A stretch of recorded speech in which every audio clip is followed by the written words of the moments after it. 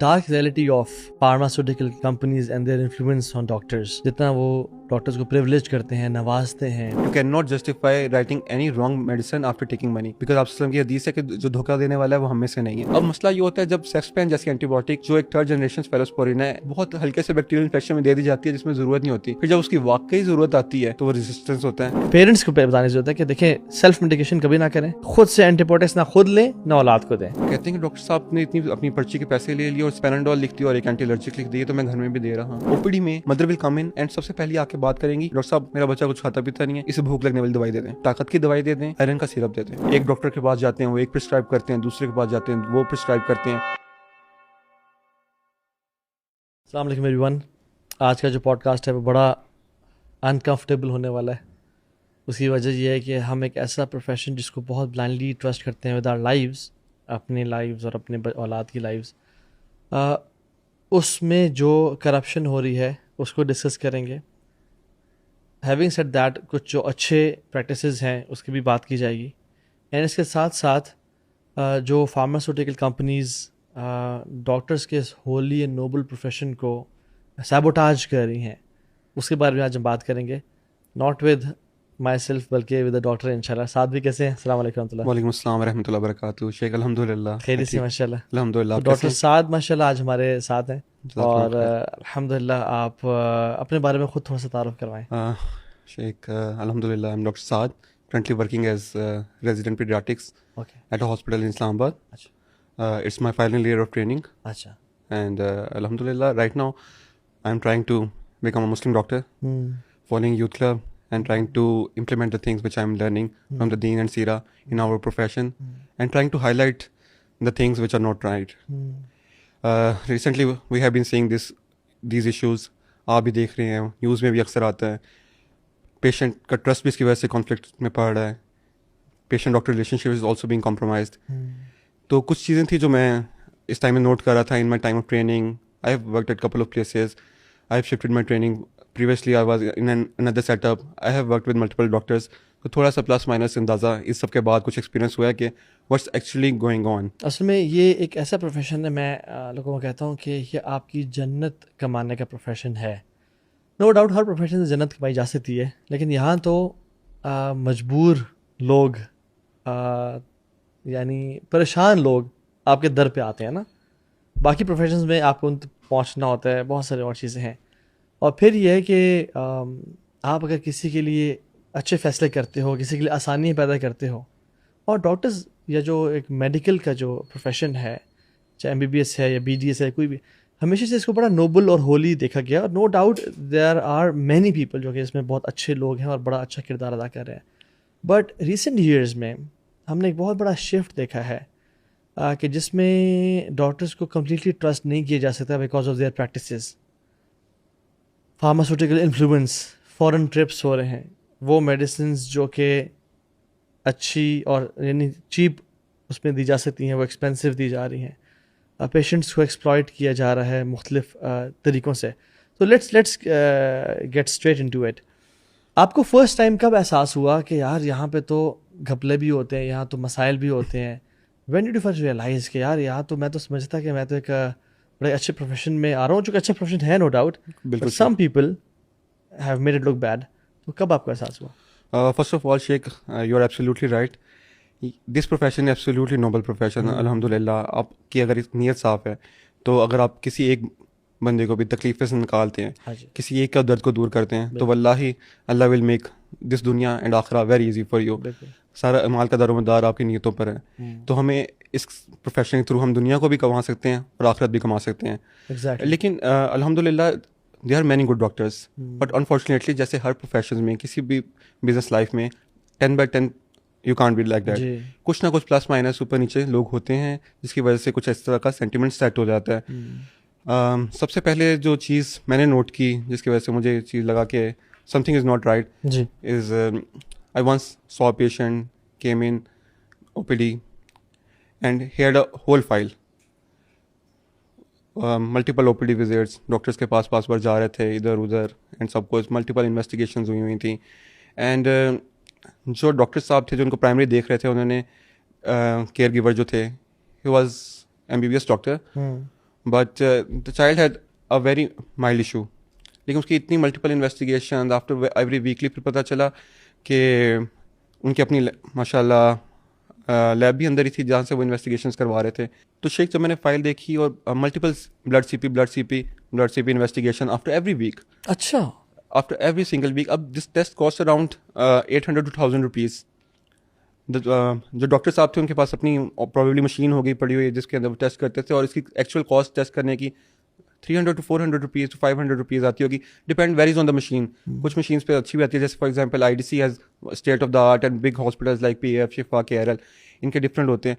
तब you don't need to get CBC done every week first of all, and the micronutrients, the iron syrup he was giving was a very cheap one, hardly आपके रावलपिंडी में board बाज़ार से उठाते हैं, वहाँ से वो सिरप के ऊपर प्राइस लिखी हुई थी 500, और वो उसकी तकरीबन वो आपको मिल जाता है 100-150 का। अच्छा। और वो आगे पेशेंट्स को फिर बेचते हैं, और उसका फिर रिस्पॉन्स भी उस तरीके से नहीं होता क्योंकि उसमें उस तरीके के आयरन या उस तरह के माइक्रोन्यूट्रिएंट्स डले नहीं होते। And this was in my second year of training. जब ये मैं चीज़ नोट की और मैंने फाइल देखी, पेरेंट्स वर वेरी वरीड। जो बंदा था वो लेबरर था। अच्छा, मजदूर था? मजदूर था। अरे मजदूर इतना खर्चा कर रहा है, 1200 रुपये 1600 रुपये अपनी औलाद को। After 7 years of marriage baby हुआ था, absolutely well child, developmentally normal. The only concern was pica, मिट्टी चूना खाना, जिसको डॉक्टर साहब ने इतना बड़ा मसला प्रोजेक्ट करके बता दिया कि मेंटल बहुत बड़ा इशू है एंड ये ठीक नहीं हो सकता, यू हैव टू गेट। साथ ही मैं एक चीज़ देखता हूँ कि इंसान अपने ऊपर ना परेशानी बर्दाश्त कर लेता है, यार मैं थोड़ा ख़राब हूँ, बुखार है, इस वजह कि औलाद के ऊपर कोई भी परेशानी हो ना, और अगर डॉक्टर कहते हैं कि वाकई इसको मेंटली इशू है, तो फिर इंसान ना लरस जाता है। वो अपनी सारी सेविंग्स, सारी जायदाद औलाद के लिए तैयार होते हैं लगाने के लिए, और डॉक्टर इसको एक्सप्लॉइट करते हैं फिर। बिल्कुल ऐसा ही है। अपनी औलाद के लिए तो कोई भी बंदा तकलीफ बर्दाश्त नहीं कर सकता। स्पेशली जिस प्रोफेशन से मैं बिलोंग करता हूँ, देखता हूँ तो parents are absolutely concern about the parents. उन्हें फीवर भी होता है, खुद वो बेशक जितनी मर्जी तकलीफ में हो, लेकिन अगर अपनी औलाद को बुखार भी हो गया, खांसी भी हो गई है, they will bring the child and they will look up to you as they consider this still as the most noble profession, and alhamdulillah they are amazing doctors। आप यकीन करें ऐसे डॉक्टर्स भी मौजूद हैं जो बहुत से बुखार इस तरह के सिम्टम्स को very simple prescription slip, minimal paracetamol, some cetirizine and not even cough syrup if needed in viral infection लिख के पेशेंट का भी टाइम बचाते हैं, फाइनेंसेस भी बचते हैं अल्हम्दुलिल्लाह। ये जो पेन है ना जिससे आप इवन पेपर के ऊपर पैरासीटामोल भी लिखेंगे, you are answerable to Allah for that.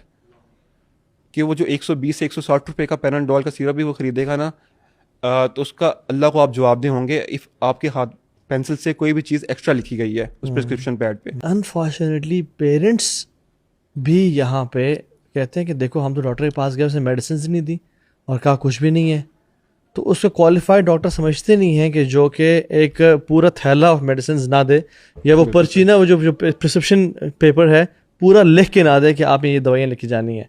और जो डॉक्टर अच्छी खासी एंटीबायोटिक्स जब ज़रूरत भी नहीं है लिख के दे दे, हाँ ये डॉक्टर अच्छा है, इसने दवाइयाँ तो दी है ना, यानी हमारे वो जो 2-4 हज़ार रुपए हैं जब हमने पे किए थे वो हलाल हो गए हैं, क्योंकि मेडिसिन बहुत ज़्यादा दी हैं। बिल्कुल। और अगर वो 2-4 हज़ार के बाद डॉक्टर के यार आपके बच्चे कुछ भी नहीं है, ये पैराडोल दें एक दिन 2 दिन के लिए, दैट्स इट, कहते यार तो ज़ाहिर हो गए हमारे पैसे। ये भी एक बड़ा गलत ट्रेंड है। शेख आपने बहुत इंपॉर्टेंट पॉइंट रेस किया। वल्लाही this such a practice which is happening around doctors, some doctors sitting in peripheries, not even doctors even, कि जिनके पास MBBS की डिग्रीज भी नहीं है, they are prescribing a lot of drugs and patients are happy with that. When they come to specialist, the one who is qualified like FCPS और FRCS, जिनके पास डिग्रीज हैं, and for example a 2 years old is coming to me with a fever of 99 to 100 Fahrenheit, some runny nose and some cough, mild cough.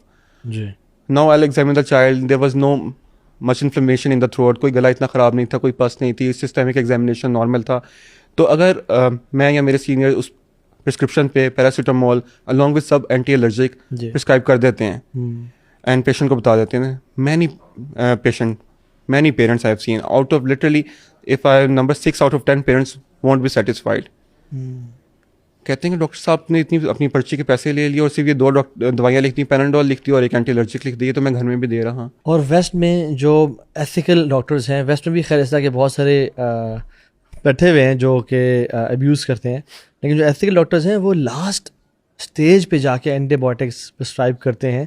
इस पर ज़रा guide करें कि शुरू ही right from the get go बच्चों को एंटीबायोटिक्स देना? बिल्कुल शेख, एंटीबायोटिक्स एक बहुत बड़ा डायलेमा है यहाँ पे पाकिस्तान में भी और पूरी दुनिया में भी। एक चीज़ आप नोट कर रहे होंगे कि एंटीबायोटिक रेजिस्टेंस बढ़ रही है।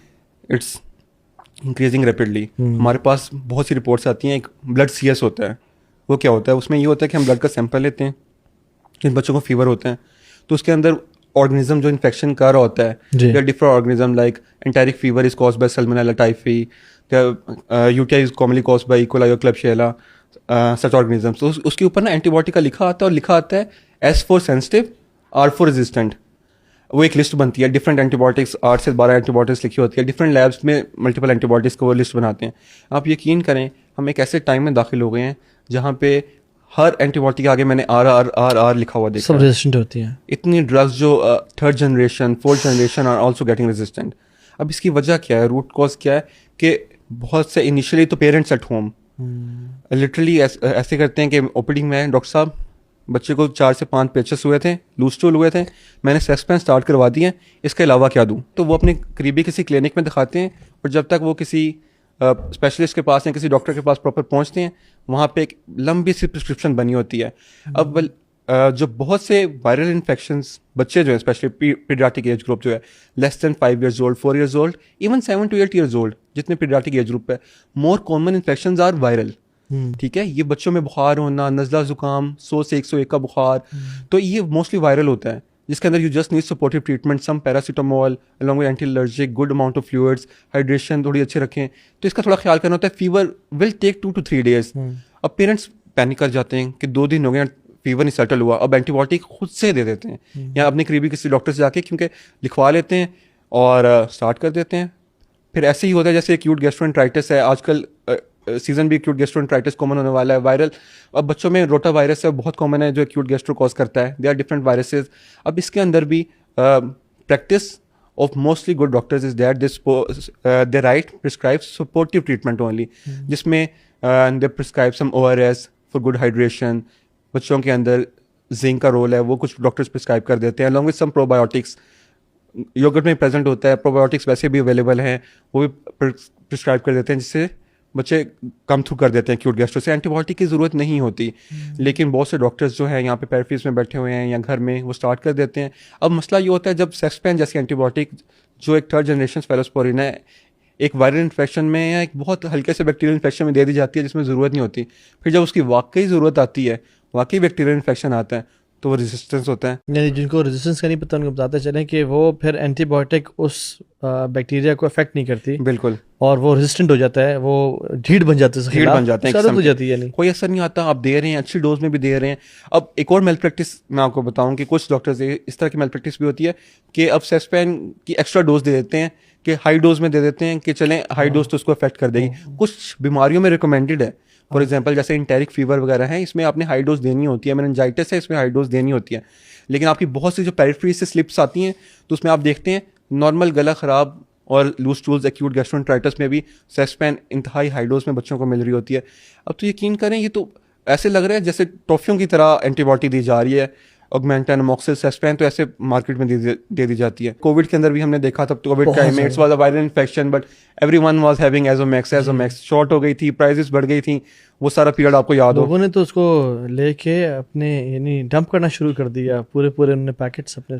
बिल्कुल शेख, लोग मैं इवन ऐसे थे कि OLX पे सेल कर रहे थे कि एजोमैक्स इज अवेलेबल। जी, और पैनिक बाइंग। और इसका असरात क्या होते हैं शेख, जब आप रेजिस्टेंस आ जाती है, फॉर एग्जांपल अब there are setups in peripheries and in central Islamabad और पिंडी, स्मॉल छोटे से सेटअप्स बने हुए हैं घरों के अंदर, जहाँ पे डिलीवरीज हो रही हैं बेबीज़ की। बेबीज़ अब वहाँ पे पैदा हो रहे हैं due to obviously financial situations की वजह से भी पेशेंट्स वहाँ पे करवा लेते हैं डिलीवरी। अब वहाँ पे अनहाइजेनिक कंडीशंस होती हैं, तो डॉक्टर्स ने एक प्रोटोकॉल वहाँ पे कुछ बनाया हुआ है कि 3 days IV एंटीबायोटिक देनी ही देनी है बच्चों को जो ऐसे सेटअप्स में पैदा होते हैं ना। अच्छा। ताकि उनको वहाँ से कोई इन्फेक्शन न लगे। अब ऐसा मसला आ गया है कि वो एंटीबायोटिक्स तो without any documentation of infection एक न्यूनेट को मिल जाती है। फिर जब ऐसे न्यूनेट्स को एक्चुअली कोई इन्फेक्शन होता है, सेप्सिस होता है, निमोनिया होता है, या कोई इशू होता है, and they fall into hospitals, big hospitals of Islamabad, Pindi, जहाँ पे प्रॉपर स्पेशलिस्ट अवेलेबल है, निकू केयर अच्छी है, तो जब आते हैं तो वो फर्स्ट लाइन एंटीबायोटिक पर रिस्पॉन्ड ही नहीं करते। जहाँ पे cefotaxime and amikacin are very good antibiotics, but ऐसी कंडीशन आ गई है कि जब हम स्टार्ट करते हैं, बच्चा क्लिनिकली डिटोरिएट करता है, एंड सेकंड डे पे ही हमें एंटीबायोटिक स्टेप अप या थर्ड डे पे करनी पड़ती है। आई थिंक ये बड़ा इंपॉर्टेंट है, पेरेंट्स को बताने की जरूरत है कि देखें सेल्फ मेडिकेशन कभी ना करें, खुद से एंटीबायोटिक्स ना खुद लें ना औलाद को दें। दूसरी बात यह है कि बच्चों की इम्यूनिटी पे काम करें, जिसमें पहले 2 साल मदर का ब्रेस्ट फीड करना, इस पे भी हम टच अपॉन करेंगे कितना ज़रूरी है। आजकल माँ के पास बच्चे को देने के लिए हर चीज़ है, सब अपने टाइम के, फ़ोन दे दिया, टीवी पे कार्टून्स लगा दिए, बेशक इस्लामिक कार्टून्स ही क्यों ना हो, लेकिन टाइम नहीं है और वो फीड नहीं किया जा रहा, और जिस वजह से बच्चे में इम्यूनिटी नहीं है। फिर जब वो बीमार होता है और फिर आप ऐसे डॉक्टर के पास ले जाते हैं जो कि एंटीबायोटिक्स पकड़ा देते हैं, और जब अच्छे डॉक्टर के पास जाते हैं वो एंटीबायोटिक्स रेजिस्टेंट होती हैं और वो इफेक्ट नहीं करती हैं। देखा ना, तुमने कहा था ना ये डॉक्टर ठीक नहीं है, बिकॉज इसके जाने के बाद तो बच्चा ठीक ही नहीं हुआ। तो इसमें ना what do you want to say, बड़े सेटअप्स में और नर्सेज में आते हैं और एंटीबायोटिक रिस्पॉन्ड नहीं करती, and it takes time, we have to step up to third generation, fourth generation of antibiotics, and blood CS की रिपोर्ट आती है। तो दे आर ड्रग्स नाउ जो each injection cost around 4500 to 5000 and you have to give it twice और thrice daily. तो ऐसे injections के ऊपर अब हमें जाना पड़ रहा है क्योंकि एंटीबायोटिक रेजिस्टेंस इतनी बढ़ गई है। We have to save the life of the child, but sensitivity उस ड्रग पे आती है।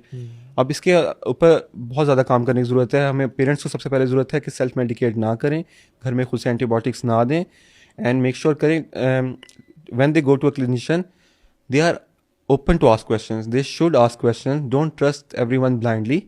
ठीक है, if the doctor sitting there has qualified in it, he will do the best to make it best for the child, inshallah. क्या questions पूछने चाहिए parents को डॉक्टर से generally? A patient is coming to you, you should make first of all them comfortable.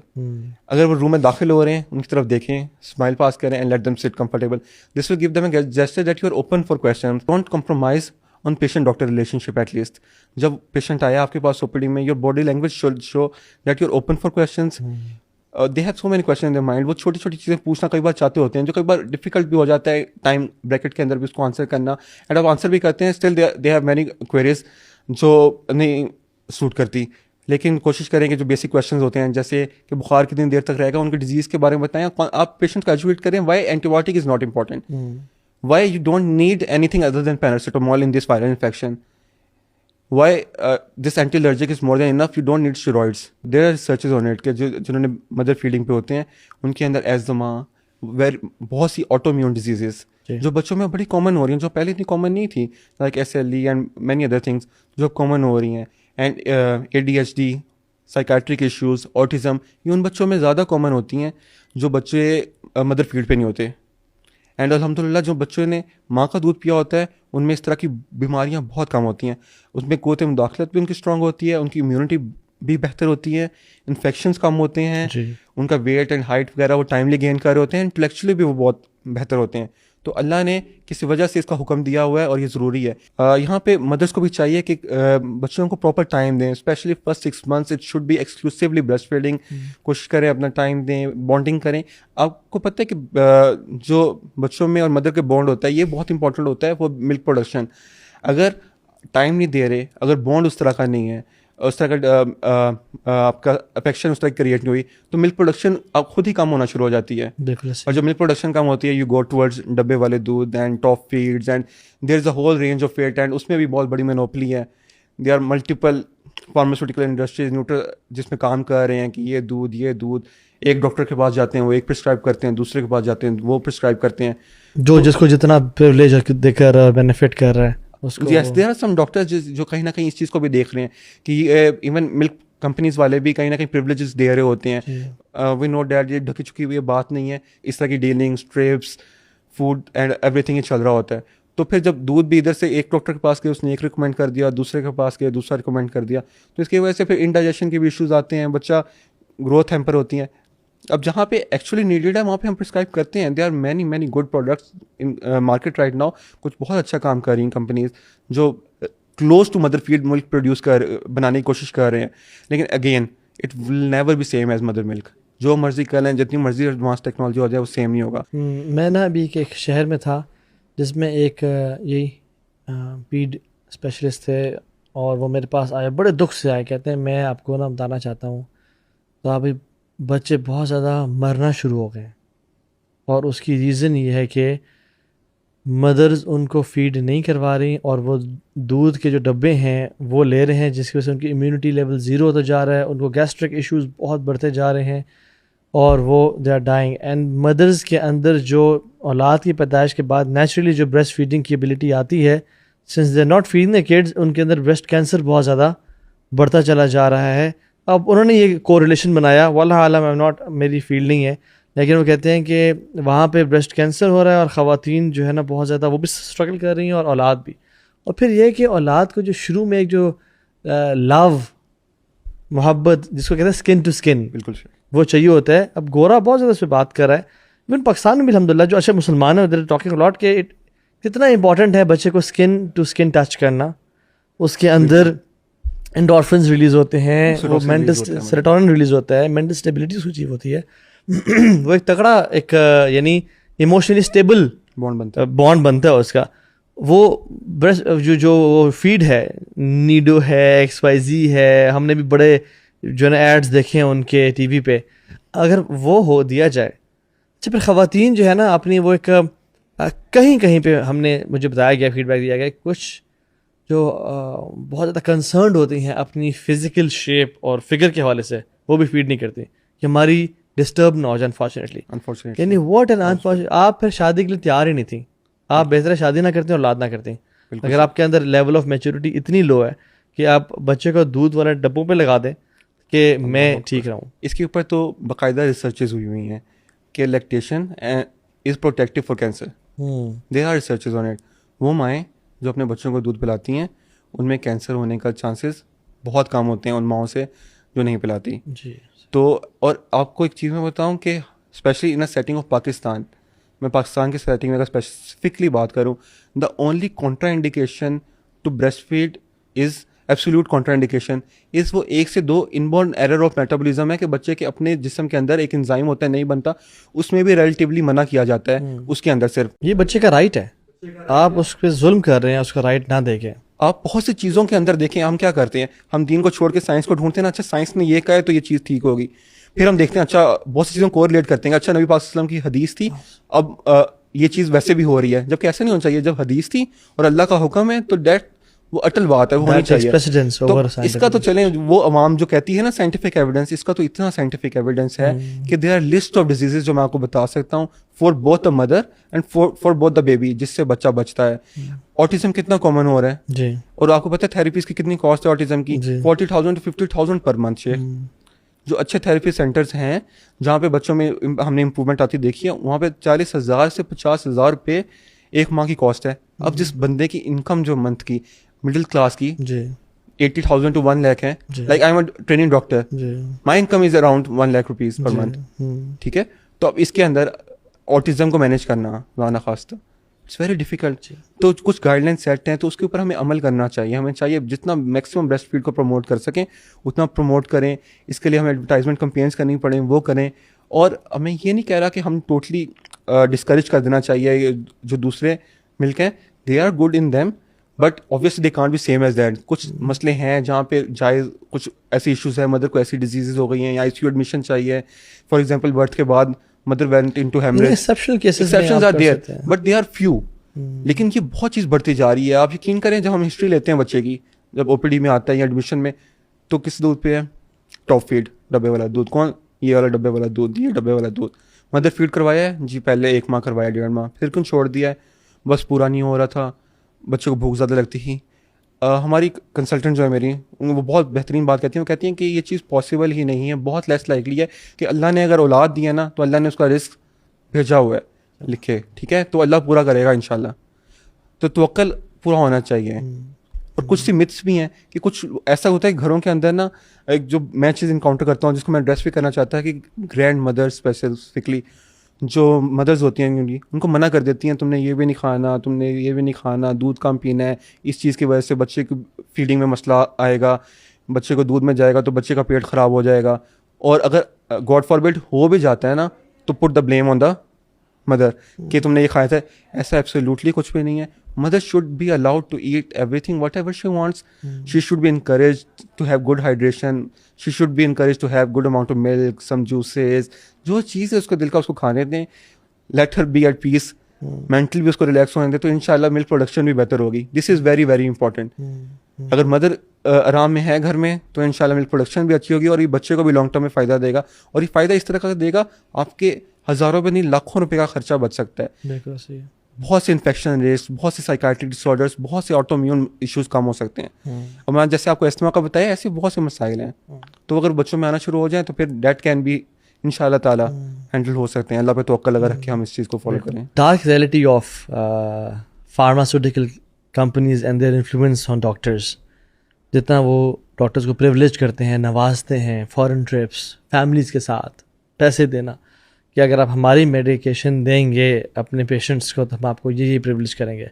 हालांकि alternate medicine quite cheaper available होती है market में, और स्पेशली जो लोग अफोर्ड नहीं कर सकते हैं, ठीक है, जो क्रूज़र्स में आ रहे हैं, आप उनको हाई क्वालिटी वो चीज़ अगर देते हैं भी सही, विच इज़ मेरी नज़र में एथिकल फिर भी नहीं है।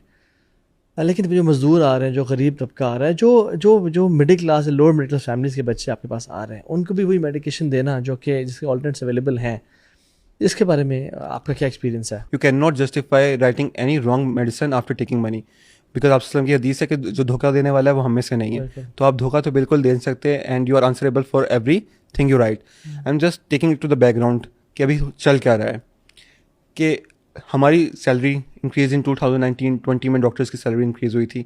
Inflation went so much from 2020 to 2026, there is a heck of an increase, but the salaries are still there. Now these doctors who are working endlessly, tirelessly, काम कर रहे हैं, और फिर जब सिस्टम के अंदर आते हैं, अब देखते हैं कि this is an opportunity, someone pharmaceutical company और representative approaches them, this is a reality in main cities, in main and big cities. वहाँ पे ही तो ये चीज़ ज़्यादा हो रही है। ठीक है, फार्मा कंपनी ज़्यादा इन्फ्लुएंस बड़े हॉस्पिटल्स को, बड़े हॉस्पिटल्स को इन्फ्लुएंस करती हैं। वहाँ पे चीज़ होती है, जब वो सीट पे बैठते हैं और उनको कोई अप्रोच करता है तो मोस्टली डॉक्टर्स के दिलों में अल्लाह का तवक्कुल खौफ तो होता है, तो निगलेक्ट कर देते हैं। अगर और हम इज्जत के तौर पे उन्हें कह भी देते हैं जी ठीक है सब कुछ वगैरह, लेकिन we don't start right away prescribing, बस लिखो और इतने टारगेट लिखनी है तो हमें ये मिलना है, क्योंकि you are answerable to Allah. And then अपने आप को भी एक ज़मीर भी होता है बंदे का। कुछ लोगों का वाकई ख़त्म हो चुका है, हो गया है, जिनको नहीं इस चीज़ से फ़र्क पड़ता। बट दिस इज़ हैपनिंग कि फॉर एग्जाम्पल अब a patient is coming to someone, जैसे आपने कहा है कि लो मिडिल क्लास से कोई आ रहा है, तो स्पेशली इन माइक्रो न्यूट्रिएंट्स। अब आपकी जो पॉपुलेशन है ना, आपसे हमने पहले ब्रेस्ट फीडिंग को डिस्कस किया, बहुत सी वजह से आयरन डेफिशिएंट भी है, बच्चे खा पी नहीं रहे, वीनिंग प्रॉपर नहीं हो रही, उस तरह की मील्स नहीं मिल रहे, तो आयरन डेफिशिएंसी अनीमिया तो डॉक्यूमेंटेड है, along with vitamin D deficiency. हमारा एक्सपोजर नहीं है, हमारी फोर्टिफिकेशन ऐसी नहीं है, मील्स उस तरह के नहीं रहे, तो माइक्रो न्यूट्रिएंट्स देने पड़ते हैं बच्चों को। बट जो चीज़ मैंने एक चीज़ नोट की है कि जो they are substitutes, they are जो एक रीजनेबल प्राइस में ऑप्शंस अवेलेबल हैं। फॉर एग्जाम्पल क्या दिया जा रहा है और क्या अवेलेबल है? अब देखिए शेख, अब you have to see the socio economic history of the patient, उसमें आपने उसने ड्रग को फिट इन करके देना है। अब आयरन आपका अवेलेबल जो है वो 1800 रुपये का भी सिरप अवेलेबल है, अब वो 600 रुपये में भी अवेलेबल है। विटामिन डी सिमिलरली 1200-1400 रुपये का भी अवेलेबल है, 500-600 का भी। चलिए हम एग्जांपल ले लेते हैं ब्रांड की जिसकी बहुत बड़ी प्रमोशन हो रही है इंस्टाग्राम पे, आप एक ऐड करें तो आगे magnesium is through the roofs, आपको बार बार ऐड आएगी magnesium glycinate this and that and उसकी प्राइस अब देखें, मैग्नीशियम 8000 का भी आ रहा है, 5 का भी आ रहा है, 3 का भी आ रहा है। अब how does pharmaceutical nutraceutical companies does कि वो डॉक्टर्स को कुछ को अप्रोच करती हैं, प्रिस्क्राइब दिस इतने के ऊपर, यानी कि उनकी कोई डील शील जो भी होती है कुछ डॉक्टर्स की, फिर उसके तरीके से फिर वही मेडिसिन लिखी जाती है। अब patient trust the doctor blindly, this is a noble profession. To be honest इसमें बहुत बड़ी एक वजह पेरेंट्स की भी है। अब ओपीडी में mother will come in and सबसे पहले आके बात करेंगी कि डॉक्टर साहब मेरा बच्चा कुछ खाता पीता नहीं है, इसे भूख लगने वाली दवाई दे दें। ठीक है, अब समझ रहे हैं इस बात को। अब आके पेरेंट ने सबसे पहले यही बात करनी है, ना कोई हिस्ट्री ना कुछ खाया पिया, भूख लगने वाली दवाई दे दें, ताकत की दवाई दे दें, आयरन का सिरप दे दें। पेरेंट्स आते हैं तो कुछ डॉक्टर्स को वहाँ पे मौका भी मिल जाता है, जहाँ पे अब बहुत सी गाइडलाइंस ऐसी कहती हैं कि एपेटाइट स्टिमुलेंट्स जो होते हैं उसमें भी हाई थ्रेशोल्ड रखना चाहिए नहीं देने का, क्योंकि उनमें कुछ ना कुछ ऐसे ड्रग्स एडेड होते हैं जो बच्चों की ब्रेन डेवलपमेंट को भी अफेक्ट करते हैं। ठीक है, अच्छा। तो मैनी गुड पीडियाट्रिशियंस आप उनकी स्लिप्स पे देखेंगे तो अनड्यू एपेटाइट स्टिमुलेंट्स नहीं लिखे होंगे, लेकिन फिर जब किसी ऐसे एक आध डॉक्टर के पास चले जाते हैं तो वो फिर taking the benefit of the situation, उसमें फिर एक आयरन भी ऐड हो जाएगा, एक विटामिन डी भी ऐड होगा जो महंगा वाला है। मतलब देयर आर गुड ऑप्शन, जैसे कुछ कंपनीज बना रही हैं, एबट की कंपनी जो प्रॉपर फार्मास्यूटिकल कंपनीज बना रही हैं, उनमें वो प्रोडक्ट भी उतना डाल रही हैं जो फार्मास्यूटिकल कंपनीज बना रही हैं। There is a nutraceutical and pharmaceutical company different, तो उनकी प्राइस भी 500 to 600 आती है। तो मेरी भी कोशिश यही होती है कि जो प्रॉपर फार्मास्यूटिकल कंपनीज के प्रोडक्ट्स हैं, क्योंकि बच्चों को जहाँ ज़रूरत है वहाँ पे you have to give them. Documented iron deficiency anaemia जहाँ पे आपका फेरेटिन कम है, विटामिन डी इज डेफिशिएंट, लेकिन डॉक्यूमेंटेड है, you have evidence behind it, clinically आपको नजर आ रहा है। जो डाइट पे रिस्पॉन्ड नहीं करेगा, लेकिन with that you have to do good counselling. Don't put the parents in the vicious cycle. Parents भी खुद इस साइकिल में पड़ जाते हैं। अब वो the medicine will give only a push, बाकी आपकी मेहनत खुद होगी, आपने न्यूट्रिशन खुद अप्रूव करनी है। अब देखिए असल में ना ये जो फील्ड है ना मेरे पास अगर कोई भाई आते हैं, आप आते हैं, कहते हैं तो हाँ भाई मैं बड़ा मायूस हूँ, मेरी ज़िंदगी में ये है वो, for example XYZ, I would not cash on that. I would not से कि ठीक है आप मेरे पास ना हर हफ्ते आएँ, मुझे इतना पे करें और आपको तो ये मसले वाकई में हैं।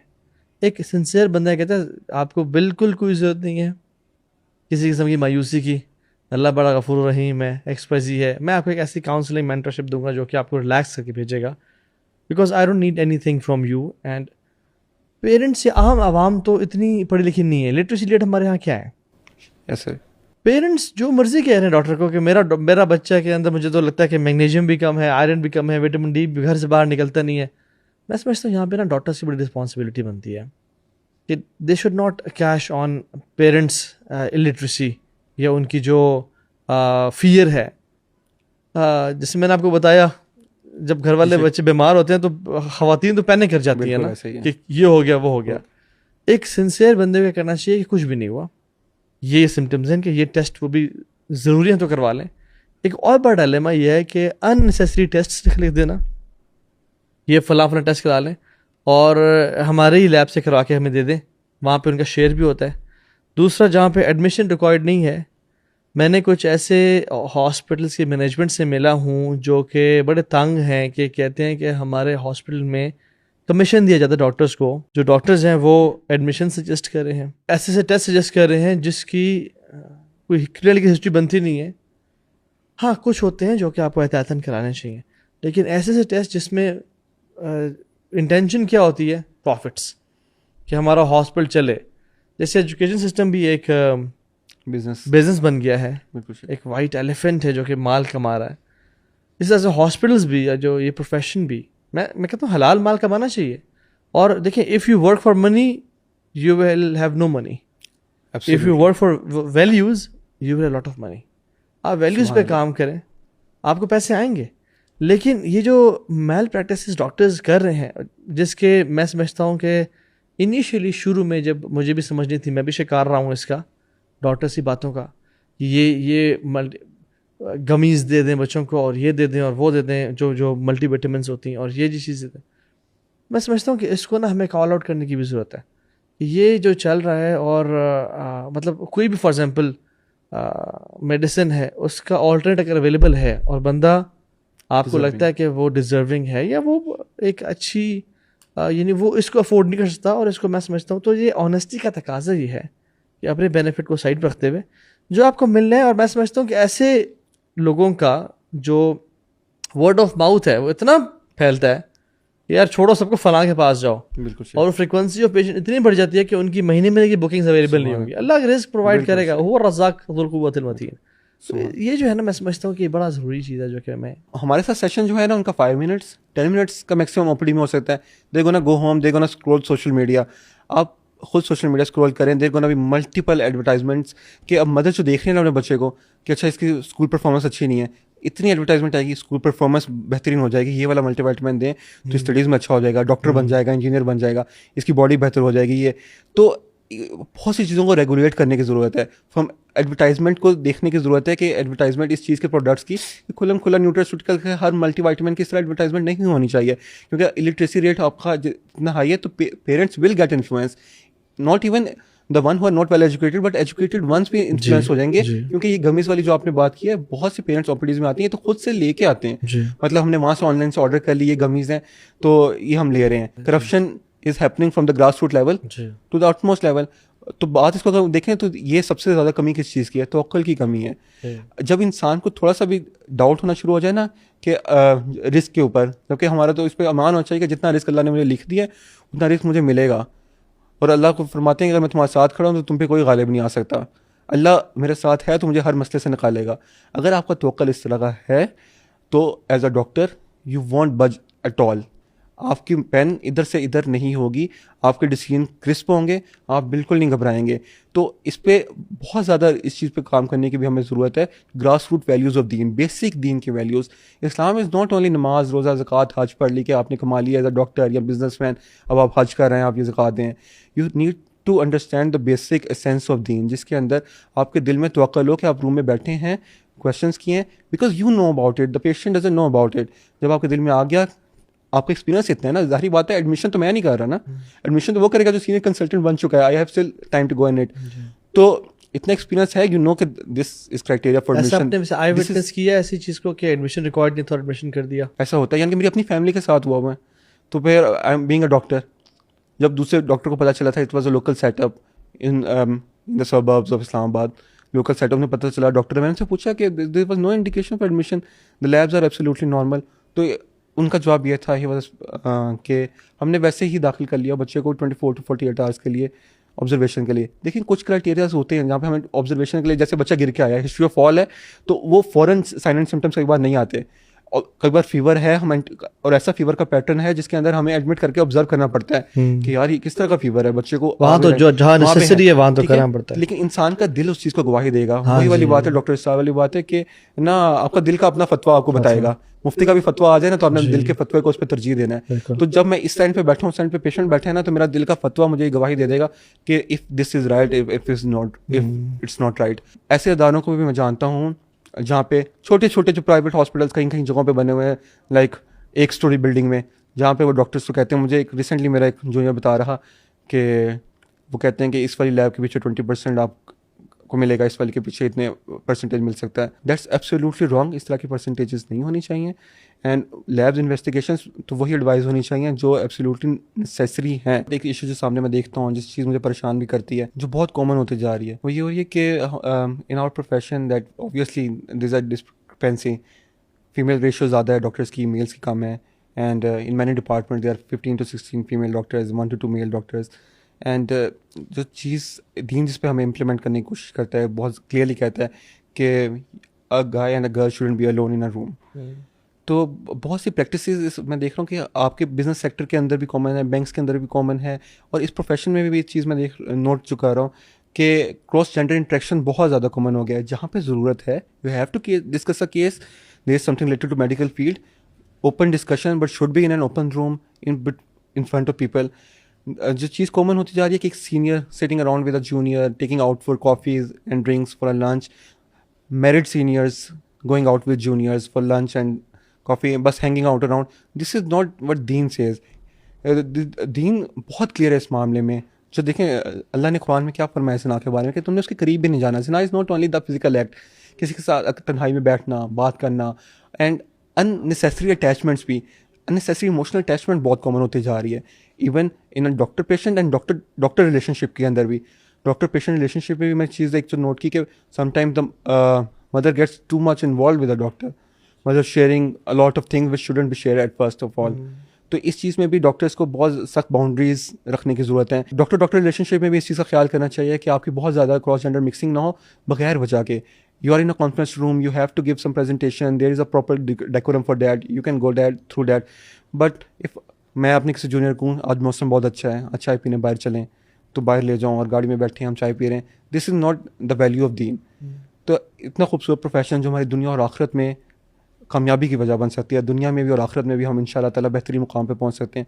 तो ये एक एक स्टेप वाइज, शैतान भी स्टेप वाइज में काम करता है। शैतान विल नॉट से कि डायरेक्टली फर्स्ट डे पे आप इस तरह का स्टेप ले लें, आहिस्ता आहिस्ता आहिस्ता आहिस्ता आपको इमोरल एक्टिविटीज़ की तरफ लेकर जाता है। तो हमें कोशिश करनी चाहिए इंशाल्लाह कि हम दीन को सही मायने में जानें और इसके वैल्यूज़ को अपने सिस्टम में इम्प्लीमेंट करें, बाउंड्रीज़ को बिल्कुल ब्लर ना होने दें, अपने जहन को और अपने अपने दिल को हमेशा ये बात को रिमाइंड करवाएं कि we have to maintain a gender separation. इसमें फीमेल डोमिनेंट प्रोफेशन है जैसे आपने कहा, और डिस्क्रिपेंसी बहुत ज़्यादा है। डॉक्टर बहुत हाई पोजीशन पे है, जो नीचे फीमेल नर्स स्टाफ है वो बहुत लो पोजीशन पे हैं। They want to please the doctor कि हमसे खुश रहेंगे, पैसे वाला है, XYZ। सबसे ज़्यादा रश वाली जगह हॉस्पिटल्स बनते जा रहे हैं, कचहरी कोर्ट बनते जा रहे हैं, हालांकि जहाँ एक इस्लामी मुआशरे में रश सबसे कम होना चाहिए और जहाँ सबसे ज़्यादा रश होना चाहिए वो मसाजिद हैं। बिल्कुल शेख। मसाजिद खाली तो जा रही हैं, हॉस्पिटल्स में लाइनें लगी हुई हैं, डॉक्टर्स की अपॉइंटमेंट महीने की नहीं मिलती, कोर्ट कचहरियाँ थाने, यानी हमारे जो शेख हैं वो 3 पनाह मांगते हैं, कहते हैं या अल्लाह कोर्ट के चक्करों से, कचहरी के थाने के चक्करों से बचाना, हॉस्पिटल के चक्करों से बचाना, ठीक है। और ये जगह जहाँ पे एक्सेप्शनली कभी बंदा कोई जाना चाहिए वो भरे हुए हैं, और उसकी वजह सबसे बड़ी यही है कि अल्लाह और उसकी नाफरमानी, हाई फाइव्स होना, अननेसेसरी टच का होना। एक हदीस में आता है कि कील ठोकना इट्स बेटर फॉर यू, जगह तुम किसी नामहरम को ऐसे टच पोक भी करो, सिर्फ हाई फाइव्स टच हो रहे हैं। फिर हराम रिलेशनशिप्स, ये भी मैं समझता हूँ कि इस फील्ड में बहुत कॉमन हो गया because of long shifts, 32 hours की शिफ्ट, नाइट शिफ्ट्स। पेरेंट्स समझ रहे हैं कि हमारा बच्चा तो हलाल रिस्क कमा रहा है, हमारी बेटी हलाल रिस्क कमाने जा रही है, और वो माशाल्लाह डॉक्टर बन रही है, मेरी बेटी डॉक्टर बन रही है। नो डाउट अच्छी बात है, बने, लेकिन हलाल शरिया कंप्लाइंट के अंदर। इस्लाम दुनिया कमाने से मना नहीं करता, इस्लाम अच्छी डिग्रीज को परस्यू करने से मना नहीं करता। We want female doctors, specially gynae XYZ field में जहाँ पे फीमेल ओनली ज़्यादा डोमिनेंस होती है, हमें चाहिए, लेकिन not at the cost of your आखिरा, कॉम्प्रोमाइज़ नहीं करनी इस मामले में। तो ये एक बड़ी अनफॉर्चुनेट रियलिटी है जो मैंने एक्सपीरियंस की और मुझे बहुत से लोगों ने बताई है। देखिए शेख, सबसे पहले तो आई स्टार्ट फ्रॉम दिस के जब भी आप मेन अपने इस्लाम की जो क्रक्स है, दीन की बाउंड्रीज जो हैं उससे बाहर होंगे तो सोसाइटी विल कोलैप्स, ठीक है। जब आप अपनी शरिया को, अपने बाउंड्रीज को, अपनी हया को, इस चीज़ों को फॉलो नहीं करेंगे तो सोसाइटी का कोलैप्स होता है। कि अगर आप अल्लाह की हदूद को क्रॉस करेंगे एंड ये चीज़ें होंगी तो उसके रिपरकशंस होंगे। तो ये वाला act of adultery is not only looking at each other. आप एक एक स्टेप वाइज, जैसे मैंने आपसे बात की थी ना, स्टार्ट करते हैं, आप हैंग आउट करते हैं, फिर थिंग्स एस्केलेट कर जाती हैं, फिर आप इन्वॉल्व भी हो जाते हैं, फिर उसके रिपरकशंस भी होते हैं, चीज़ें ख़राब होती हैं। दूसरा, बिल्कुल हमें इस चीज़ का बहुत ख्याल करना चाहिए, there should be set boundaries and there should be questions and answers.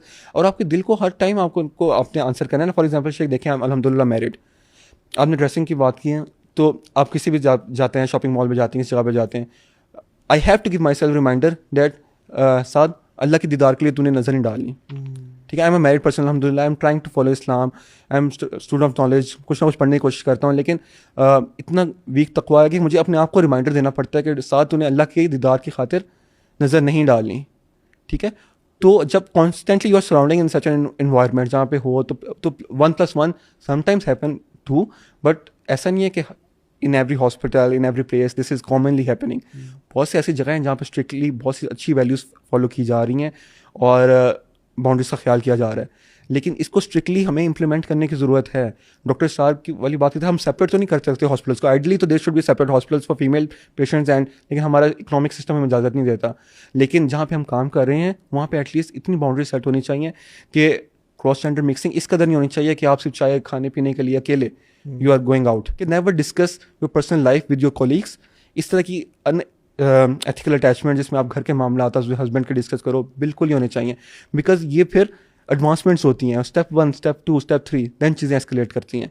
तो इन चीज़ों से रुकना चाहिए इंशाल्लाह ताला। एंड अल्लाह खैर करे, खैर का काम भी बहुत ज़्यादा हो रहा है इंशाल्लाह, खैर भी लोगों में बहुत ज़्यादा है, एंड इंशाल्लाह आप लोगों का यूथ क्लब का प्लेटफॉर्म भी बहुत बेहतरीन काम कर रहा है, and we all should work for it, कि हर इदारे में जाके, डिफरेंट इंस्टीट्यूट में, स्कूल्स, कॉलेजेस, एवरीवेयर इस चीज़ को मेक श्योर करें कि हमारे यूथ को पता हो। हाँ बिल्कुल। और एक रिसर्च के मुताबिक प्रोफेसर रिचर्ड ब्लैंकम है, ये एंथ्रोपोलॉजी के प्रोफेसर थे पर्डू यूनिवर्सिटी के। वो कहते हैं कि उन्होंने मल्टीपल सोसाइटीज़ को और जनरेशन्स को पढ़ा।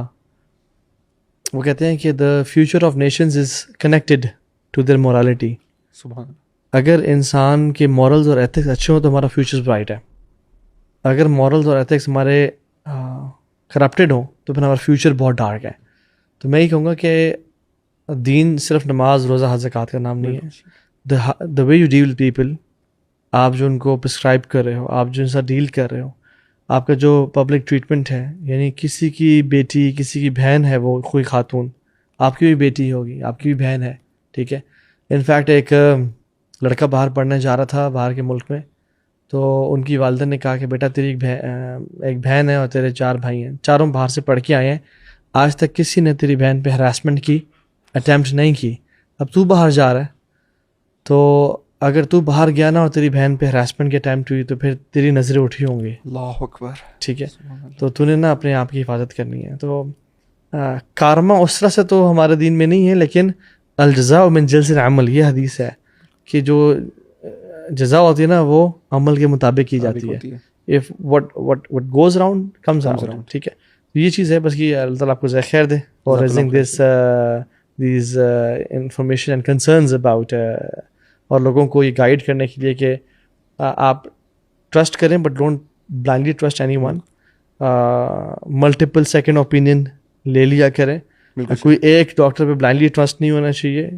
अक्सर मैंने देखा है कि चाहे कोई भी प्रोफेशन हो उसमें जो आप पे ब्लाइंडली ट्रस्ट कर रहा होता है ना, सबसे बड़ा जो छुरा है उसी पे चलाया जाता है. आप मार्केट में भी चले जाएं कुछ लेने, आपके जानने वाला बंदा है ना, सबसे ज़्यादा आपसे ही पैसे वो आपको करता है. तो यानी अपनी कम्पिटिटिव रिसर्च करें इंशाल्लाह, और अपनी औलाद का ख्याल रखें, उनको टाइम दें, उनको मोहब्बत दें, उनको एक्स्ट्रा ओवरडोज ऑफ मेडिकेशन ना दें. नो डाउट मेडिसिन ने बहुत हमारे लिए बेहतरी की है, इम्प्रूवमेंट्स की हैं पास्ट 100 ईयर्स में और 50 ईयर्स में. लेकिन यह कि उससे पहले भी दौर गुजरा जहाँ में मेडिकेशन बिल्कुल नहीं थी, तो डेथ रेट भी ज़्यादा था. लेकिन यह है कि हमारे पास ऑल्टरनेटिव मेडिसिन, हमारा लाइफस्टाइल बेहतर करें. हम खाएं तो जंक फूड खाएं, तो पिज़्ज़ास बर्गर्स, और फिर ऊपर से जो है ना एंटीबायोटिक्स भी लेना शुरू कर दें. आई थिंक इससे बचना चाहिए. थैंक यू सो मच सादी. अल्लाह ताला आपको खैर दे और अल्लाह ताला आपके एफर्ट्स कबूल फरमाए. Thank you so much. Barak Allah Feke. जज़ाकल्लाह खैर. अस्सलाम वालेकुम.